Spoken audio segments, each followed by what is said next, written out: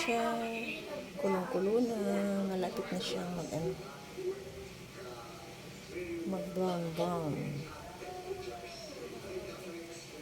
Good evening po everyone. Good evening. Luto po tayo ng biko para bukas dadalhin sa party ng school. Sa school party po ng anak ko tomorrow. Yun pa po yung iba niya.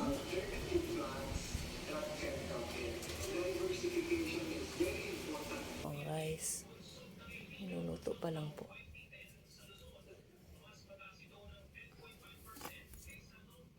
Ayan na po siya. Brown na po siya. Ayan na po siya. Ayan na po siya.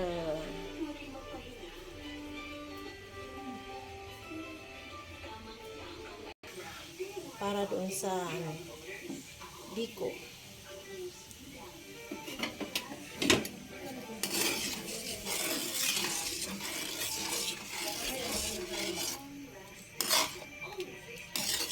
Apat na gata po yan.